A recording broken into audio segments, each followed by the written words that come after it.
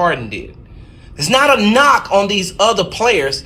It's just this year, this basketball season, what we've seen from James Harden. Y'all know that James Harden has another streak that nobody ever talked about, right? I want you to go and look and see how many straight games he scored at least 28 points in. Y'all go look that up. Because that 30-point plus streak, that was beautiful. It was great. But James Harden also has another streak going on.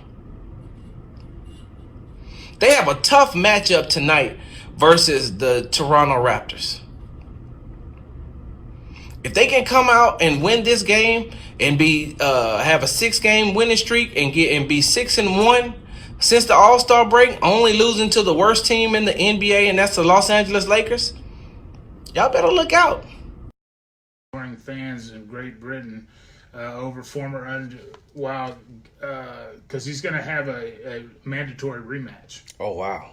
Hey Greg, so does Anthony Joshua not have cable? And the only reason I ask that is because I watch boxing on Showtime. And has he not watched I love watching the undercards, the Mexican boxers, because I know that they're going to go the distance. And those guys, they will box and box and box and box. And so that's why I say I wasn't surprised that Ruiz, lasted as long as he did. He's a very athletic guy, though. I seen some video of him. So he's not in shape. But his cardio and his stamina reminds me of rest in peace, Escalade, the guy who used to be on the And One mixtape, the real big guy, Mark Jackson's brother, actually. And I didn't know that one. Yeah, he had to be like 6'5", 6'6", at least 300 plus, but could do all the moves that all the other basketball players could do, could dunk. Right. And so I look at people and I tell them it's a difference in just because you're in shape doesn't mean that you're strong. Well, the guy that I always used to point to about when they were talking about how players are getting bigger, faster, and so it was Nate Newton. Oh, now, yeah. Nate Newton's lost a ton of weight now. I don't know if he had that stomach procedure or not. But, Nate Newton always looked like he was out of shape. But Yeah. there he was in the fourth quarter running downfield. I mean, he was never out of shape. He just looked out of shape. Larry Allen, too. Because didn't Larry Allen break like the bench press He record? benched like 600 pounds. Yeah. I remember that. So, but hey, man, listen, I would love to see Ruiz Jr. fight at least for the party. Oh, yeah, we'll see that. Let's go out to Jeff on the northwest side. He wants to talk about Ruiz and Joshua. What's up, Jeff? Good morning.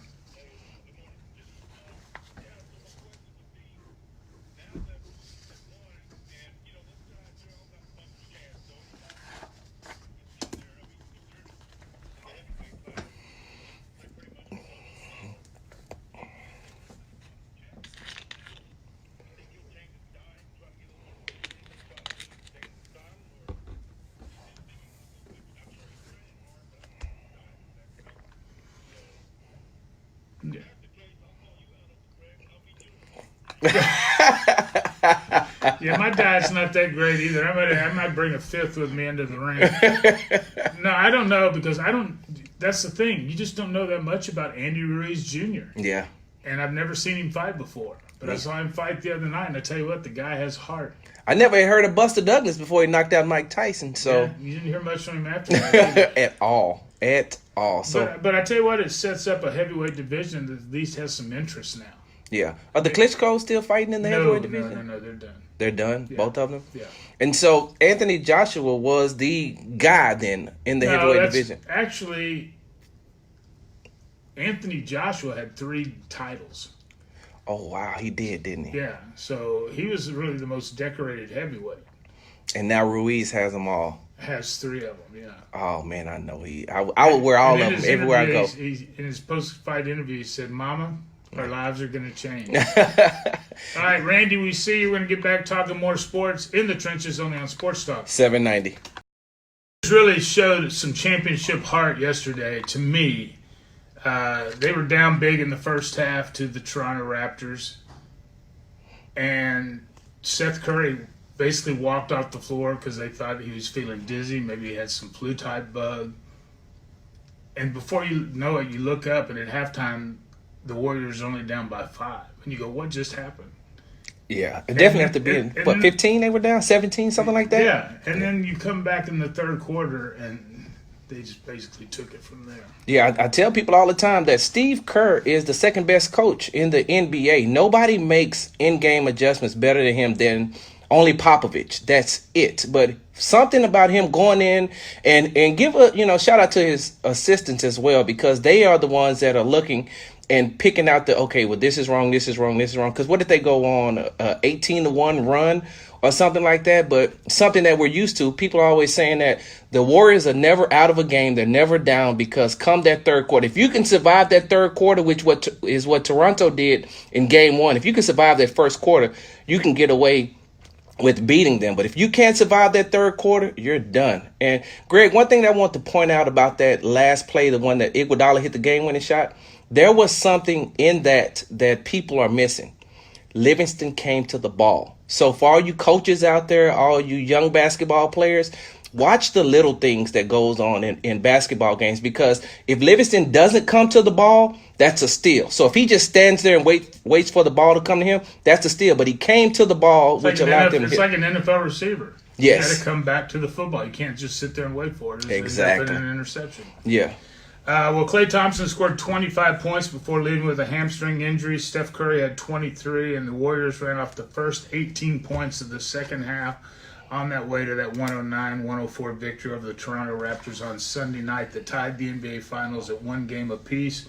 Kevin Durant was already out. Klay Thompson eventually joined him in the fourth quarter.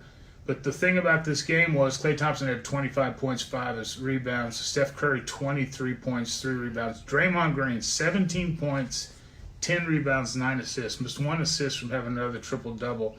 And Boogie Cousins, who nobody thought that Steve Kerr would start, he starts Boogie Cousins, who pours in 11 points, 10 rebounds, and 6 assists. Now, you could tell he was out of shape. He was sucking gas at the end.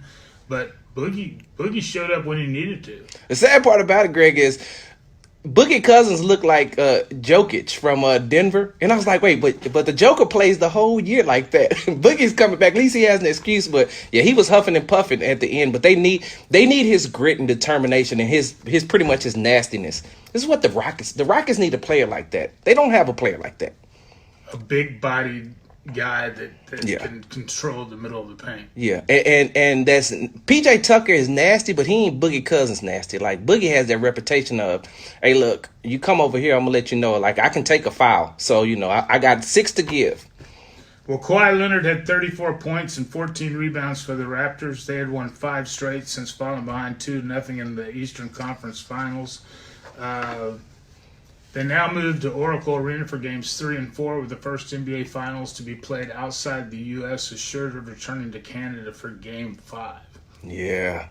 It's going to be interesting, man. I don't have anything against the Raptors, but Right. I just I can't root for them, Greg. I cannot root for them. And I don't know if that's because I'm USA. I don't know if that's really it, Greg, but I just can't root for them. I don't like... Well, you weren't a Royal Mounted Policeman. You were in the U.S. Armed Forces. Let me ask you this. Will we see Kevin Durant in this series? It depends.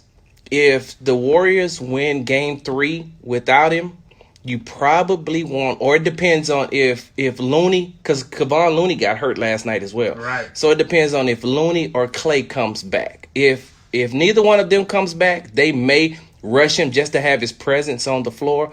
But I put it like this, Greg. Look, I'm having Andrew Bogut carry. You remember how they did Byron Leftwich in the football game? Right. That's what I'm having Bogut do to KD. Like, listen, he cannot touch the floor. You carry him back to the spot where he needs to shoot from. Just shoot from there, KD. Okay. Yeah, but I don't think he comes back unless they really, really need him, because he hasn't been cleared for any type of he's doing one-on-one activities, but he hasn't been cleared for any contact yet, and that's gonna, be the telltale sign. You know what I was thinking about last night? I don't know if you remembered the play when Golden State had missed 20 of the first 28 shots. Yeah. And Steph Curry, Fred VanVleet stole the ball from him, and Steph Curry just hung his head and didn't even try to get back. And I was thinking, if James Harden did that, they would have crucified him. Yes. You know what, Greg? I told fans last night, as soon as that game was over, I told them, hey, where's that same energy you all had for the Rockets when they lost Game 5 and 6? When y'all saying, well, they should have beat the Warriors because they didn't have KD. Well, last night the Raptors lost, and there was no KD, there was no Klay, there was no Looney. I mean, Andrew Bogut was out there catching alley-oops, Greg, and I don't even think he could jump over a piece of paper. All right, let's go out to the phone line and talk to Mark. He wants to talk about those Cowboys up north. What's up, Mark? Hey. Doing well. Right.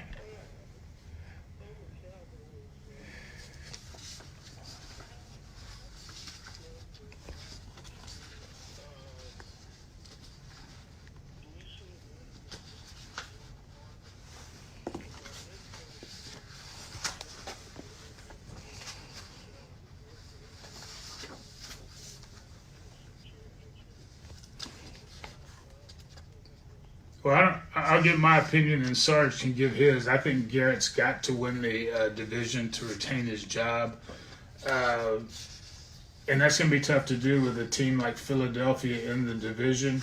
But I wouldn't sleep on the Cowboys.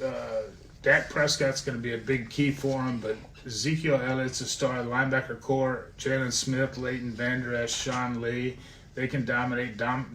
DeMarcus Lawrence, one of the league's top pass rushers, and to me, the backfield now is underrated.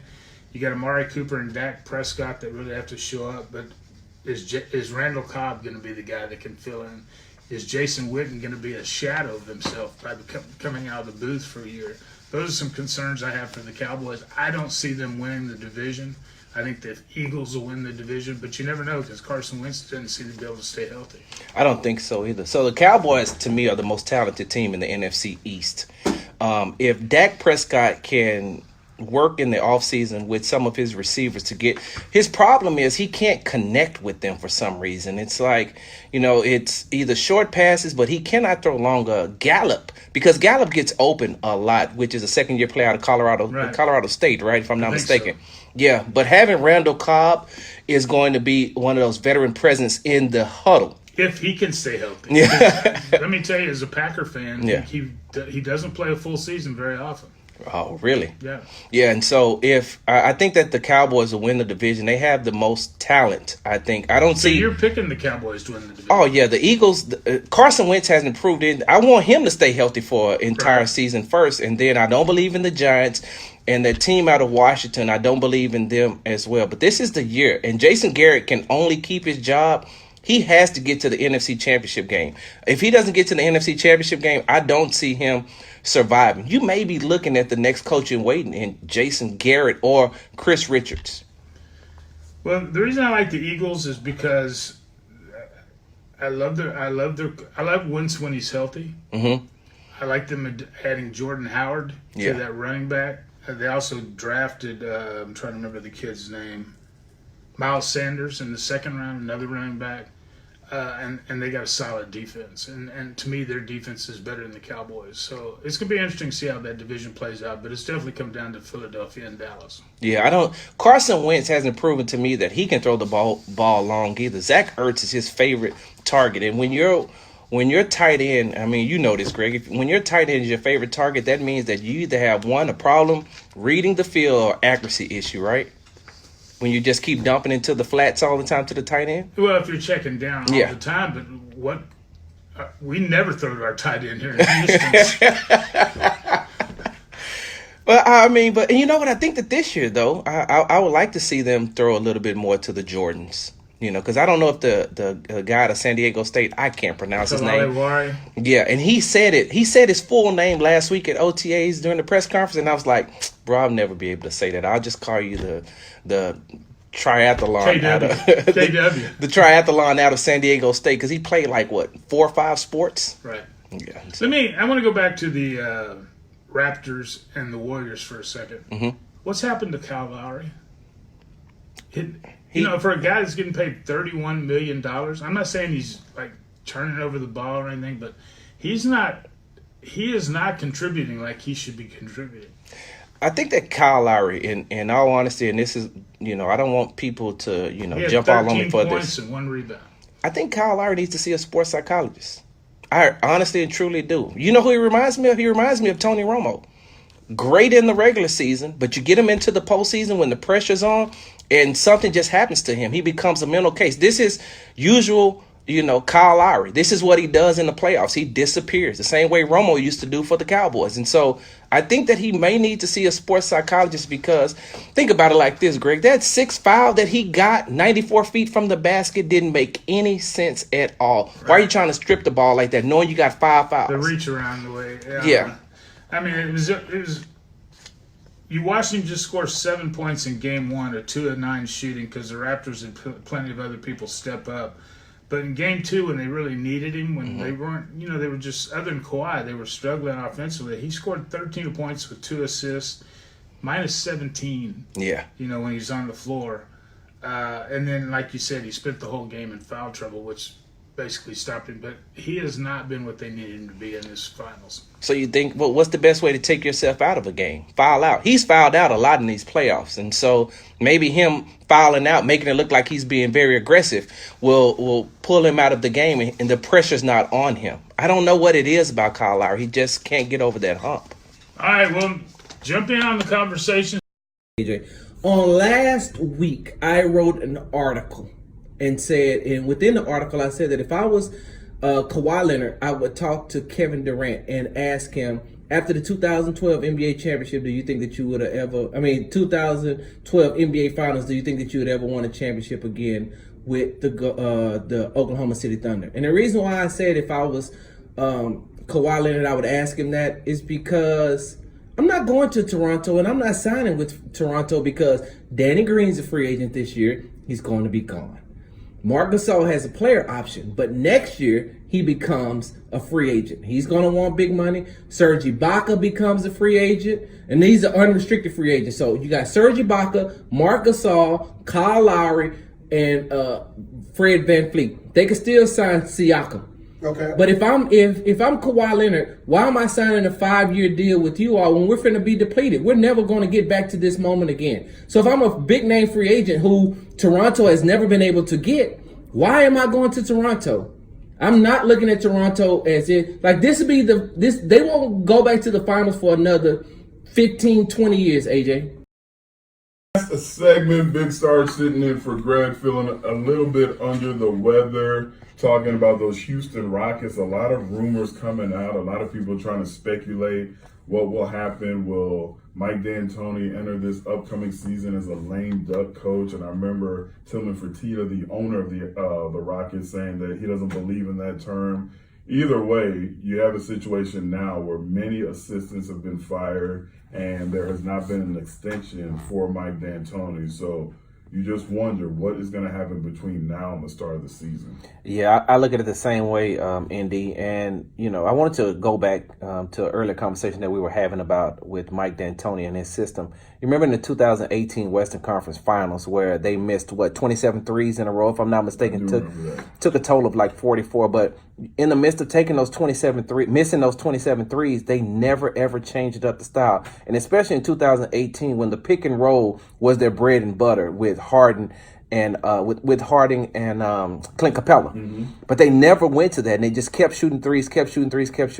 And so you look at those two, you compare last year to this year, D'Antoni, his system and his style hasn't changed. Right. They're still doing the exact same thing by hoisting up threes. And I understand that the league now has went to a point to where they just want to shoot. But they have a formidable big man in Clint Capella. You got to get him comfortable some way, somehow. Is he though? Yes. Was last year the perfect storm for him, or is he really a formidable big man in today's game?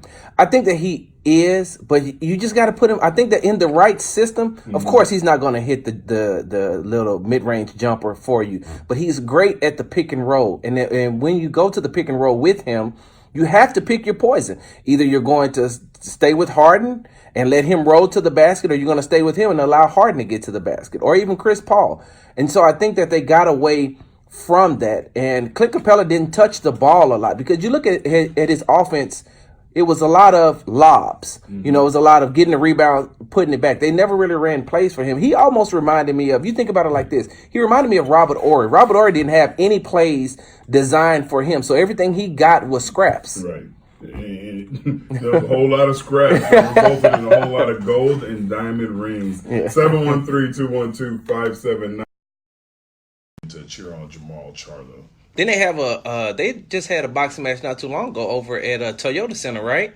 Well, I think it was last month. Month If they did, I'm not, because again, not a big boxing. That was not on my radar. Yeah. If it would, but I would be curious. Now, Michael Berry has been gracious enough to take me to a couple of these. They're very intimate boxing matches in these like high end structures, high end buildings, for lack of a better word. And it's not that big. It only fits a few hundred people. Yeah. And it's pretty cool because I haven't been to anything like that. I've been to like 3 of them, and that's the closest I've been to like H-Town boxing. Yeah, and I follow boxing, but only because like I stopped watching after Floyd Mayweather, but I like Deontay Wilder because just like I was telling you off air, Deontay Wilder seems like the kid that wouldn't read out loud in class, but would always, once somebody started making fun of me, be like, but I bet you don't want to fight, though. I'll see you outside. Yeah, I bet you don't want to fight, though. I bet you can't beat me up. You can read these knuckles. This is going to make fun of my reading. 713-212-5790. No laughing matter. Young girl gets hit at Minute Maid Park yesterday off a foul ball from Almora Jr., and it was a very intense moment. From what we're hearing, the young girl is okay, but it brings up the discussion. And somebody actually tweeted me because, like I mentioned in the opening segment, I was not aware of this happening as many times as what this article coming from Ryan Horton 209. Appreciate you sending this to me via Twitter. He said in the article, and it's Bloomberg News, so it must be true, estimated 1,750 fans each year get hurt by foul balls and broken bats at Major League games. So, yeah, if that's the case, I was way off with my prediction, and yeah, then maybe, just maybe, something needs to be done about this. 713-212-5790. Let's go out to downtown to talk to Lon. What's up, Lon? How are you? All right, let's do it.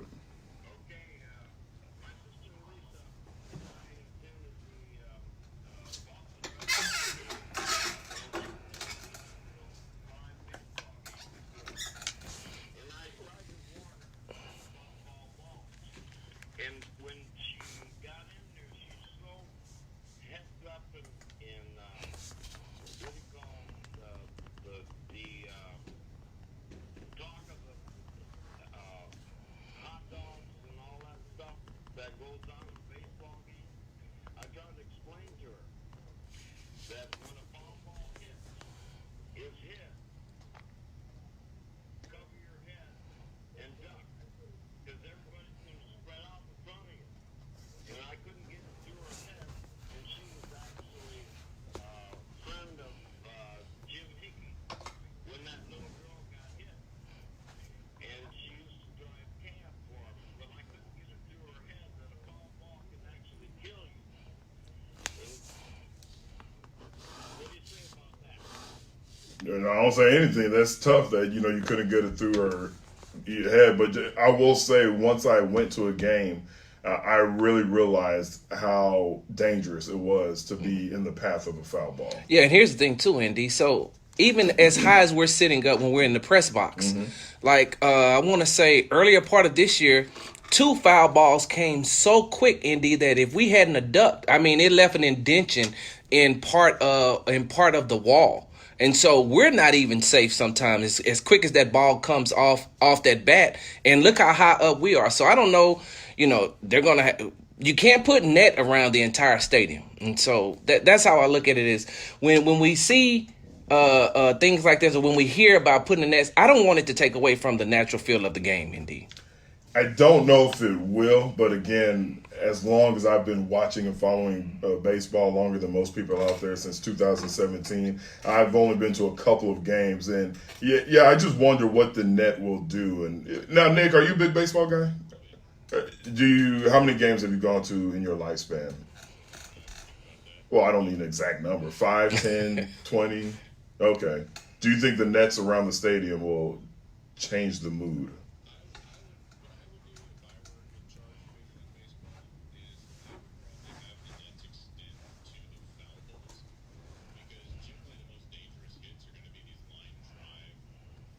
Mm-hmm.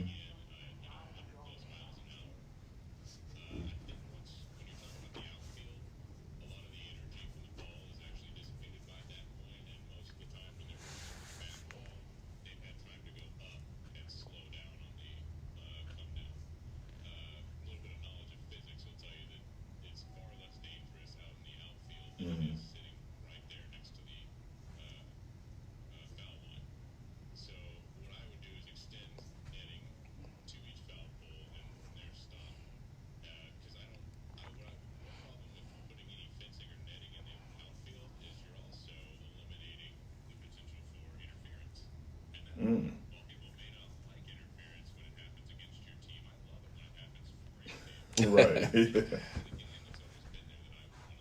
All right, the both of y'all, thumbs up or thumbs down on this suggestion. I don't know if it's a joke, so I want to put it out there. Why not require the people that are spectating the game to wear a safety helmet? What? A safety helmet? That's a joke. Is it? Okay. It gotta be. I like Could you? to. And this is my guy too. This is my guy. So usually when he jokes, he'll put a laughy face with the tears coming out. But I was like, ooh. With the team logo that on it and the seem face bad. mask as well? I guess. So, Nick, do you respect that thought or?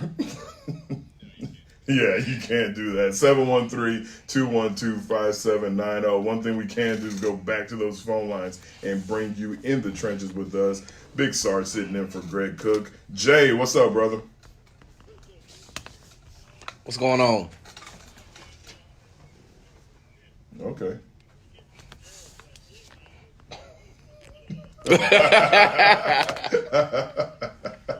I can't disagree with you on that.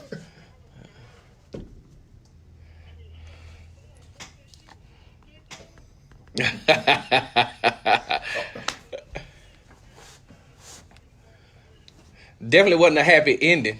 Yeah, there is. And like you said, that was a very unhappy ending. We'll talk about that and much more. And I printed out some of the craziest injuries in MLB history. We'll talk about that and much more. Get to all your calls, 713-212-5790 in the trenches, only on Sports Talk 790.